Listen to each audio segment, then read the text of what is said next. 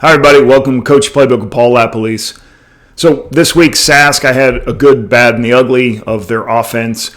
So this is the ugly parts. So Toronto held them to one conversion out of 15 attempts on second and long, which second and long is 7+ in the Canadian Football League, and 15 is too many to have. And on top of that, one conversion at 7% converting, that's just going to be very difficult to win football games when you do that. So I took a look and looked at what the issues were on some of those second and longs. I'm sure they'll work very hard to get better at it. And again, Trevor Harris is going to help a lot of the things you want.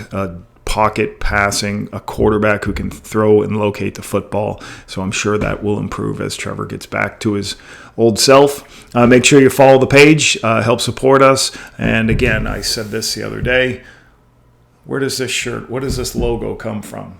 Leave it in a comment if you know what I'm talking about.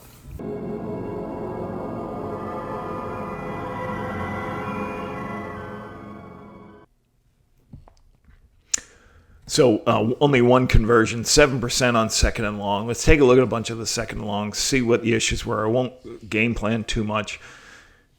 You know, this ball's obviously inaccurate because you can see the dent of the pocket. Okay, if you look at Serezna right here, Serezna's going to be here. And he's basically going against Zach Fry, I believe it is. And he brings him straight back into Trevor. So you always talk about creating the depth of the pocket to allow the quarterback to take a drop and throw. The width is created by the tackles. The depth is created by the guards. And the guards had a tough time with this pass rush of the Argos. Next one, we got a 2nd and 10 here. All right, this looks like there's a man side and a zone side concept. So the first thing, you're going to have a player running through over here. You're going to have a player going into this space and a player underneath. That's the zone side concept. To the man side, you've got a bench and a guy going underneath. And you just kind of read what this corner does. If this corner runs in, you try to throw the bench. And just not kind of sure like what's happened here at the start. Corner kind of backs up for a second. Something just spooked Trevor, so he went to the underneath. On 2nd and 10, it's knocked down versus that's what's called 2 deep man under. It's man. Everybody's playing man with 2 deep safeties. I thought Toronto did a really good job changing up their coverages on what they were doing. 2nd and long again. Okay. I think over here they're doing a clear out. And this is what I would call a poison. A guy goes out and then breaks back in, trying to get the will to expand or the underneath player to expand. And then I can find that space. But like he stayed inside the whole time. And it looks like Trevor's eyes are over there to start. And then when he flips his hips, once again, the pass rush gets to him. Like the depth of the pocket is not survived and the ball has to be hit. So if you watch, Hawley had a great game on Furlan. And just as an offensive lineman, if you don't get your hands on some of these speed rushes, it's going to be hard. Now he's just try to sink, get his base in, but that forces Trevor to get the ball out of his hands. You can see Trevor and go, man, that Hawley guy's good. As Trevor sees him. Dent in the pocket. Okay, interception here. This technically is almost a pick 6 because it goes to the 1. Next play is going to be a touchdown. So once again, it's the pass rush was really good for the Argos. And Hawley once again wins. And let's talk about a zone side and a man side. Right up here, let's talk about through this scenario. As I bring this back, okay, you see here Peter makes a signal like this and like that. He's saying that us 3 have those 3.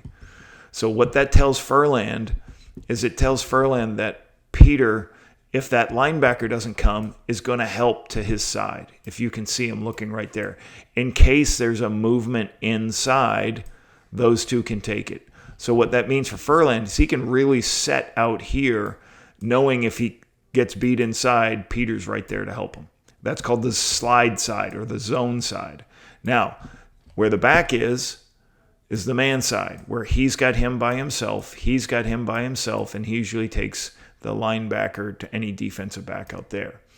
So it's harder on this side for Zach Fry because he doesn't have help by the center because the center's looking to his right. So he has to set, but he's got a speed rusher going in that gap. He's got to make sure he has a post foot. He doesn't move his post foot too far because he gets beat inside. And then Trevor has to throw this. He feels this, and that's what causes the interception. All right, next one.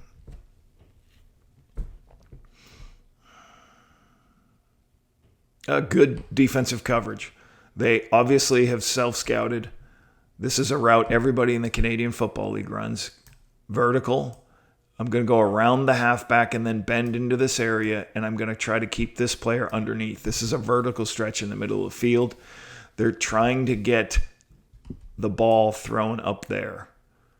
As he clears it out and he comes behind the halfback, and they hope the halfback sits on these or the underneath coverage. But watch this play right here. He's running and sprinting to cancel out that area. Good decision by Trevor. Sees it, throws the check down. And that's what you have to do. When they cover it down, get the ball to your hands. Nice tackle, but you're 2nd and 10. Hard to get off the field. So the big key, for Sask, I think this week is get their first down, get good yardage on 1st and 10. This is a kind of, I think, taking a shot, Schaefer Baker. They kind of angle out and then go back this way. But you got one inside, one outside. You got Robert Priester right there for almost like a 2-on-1. So maybe Sean Bain is the better answer. If you want to take a shot here, shouldn't get Priester involved in this because Priester almost gets a pick. But I understand sometimes throwing up to your great players to get them make a play. Here's the conversion. This is the one conversion out of, I think, 14 attempts. Is a scramble by Trevor. 1 of 15, 7% conversions. Just shows how good this Toronto defense is playing. Okay, this is a good one to talk about. This is a play they ran earlier in the game. This is what you call a stick play, where he goes to 6 and out, he goes to 2 and out, and he goes vertical. And you're getting it out of your hands because it's 2nd and 7. So you should have the opportunity to get a first down, and because the pass rush has been coming, but they're off the field and they have to punt. So why is this? What happens here? This is a thing you're always teaching receivers, especially with 3-step. So a first down, that's the official always puts that foot on the yard line. Okay, that's the 1-yard halo that you have to give for the defense. That's how he always straddles that line. So if you count, that's 1, that's 2, that's 3, that's 4, that's 5, that's 6. So this route from the line of scrimmage is 6 yards. So if they caught that right there at 6 yards, they're either going to wedge or they're going to get forward for the first down. So why is he late? This is a thing you're always teaching receivers. When the ball's snapped, okay, the ball's being snapped right now. Count them off. 1, 2, 3, 4, 5, 6. So give him one more. Call that 7. It's a 6-yard route. Where does he end up? 7 yards. He goes 6 yards from when the quarterback said hut, but sometimes you really have to talk to the receivers about on the quick game, you have to be right at the line of scrimmage. You have to count from not where the hut is, from where you are on the line of scrimmage. So that's why this is just a tad short and a good stop by. You got to get a little bit more depth on that, and good tackle by the Argos.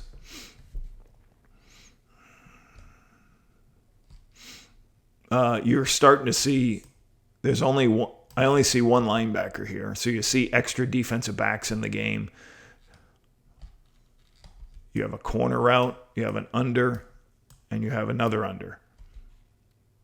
They have leverage for the under. They have leverage for the post. They have guide leveraged on this one. That's the best throw.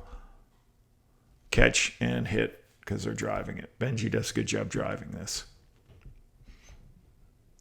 I think this is a coverage sack because, once again, 2nd and long, anywhere in the Canadian Football League, do you think anybody's playing the run? No. So I don't care which team you are in the Canadian Football League. This is hard if you cannot scramble and use your legs. All right. Because you have one inside, one outside. So if it's a corner route, he's on top of it. It's a post, he's on top of it. He's underneath this route. He's running with this route. Again, he's outside, he's inside, he's probably man, and you still have a hole player. You have a lot of people dropping and a very good 4-man pass rush. So Trevor has to scramble, pull it down, and go, and they're off the field. So you got to stay out of second and long.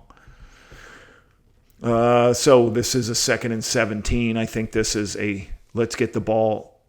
Let's make sure we're protected. We don't force a bad situation on 2nd and extra. They do a wide receiver screen.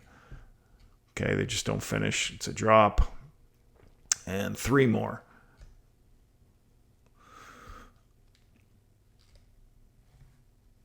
Okay, I believe they're playing man. Okay, what I would call 2-man. And these two are going to switch routes. He ends up inside. He ends up outside. He's going to come in. He's going to go up and run a dig. And if Kevin, I know the pass rush is probably hurting them because you'd like to be able to, your first down throw is this one. If you can get it off the break, I don't know if he's got enough time. Usually I try to take a 5-step drop with this concept just because I know you're sometimes too short waiting on it with a 3-step drop in gun. Try to take a 5, so we have to get the ball out of his hands and tackled. Another good tackle by the Argos. Once again, you got a lot of people in, as we say, 2 receivers here. There's 3 on 2. Okay, there's 1 inside this player, 1 outside that player. He's carrying that player. You have 1 inside, 1 outside. All right, and you just kind of mislocate. Sometimes you're going to have to throw these balls, whether it's him or him, and everybody rally up and get the yardage. And the last one, okay, is we've seen this play already before. He's going to carry through. He's going to work outside the low player and trying to find the space, and he's going to go underneath trying to hold the low player. What do I mean by the low player? That player right there. And we're carry that player, and throw it in the hole. And they get this. This is that last play at the end of the game. They actually execute this, but Sopik does an outstanding job of running and hitting the receiver to knock the ball out. So, key for the Riders this week is going to be making sure they can be in manageable 2nd and long situation, manageable 2nd down situations, not in so much 2nd and long as they faced last week. And that's what I'll be looking for in the game.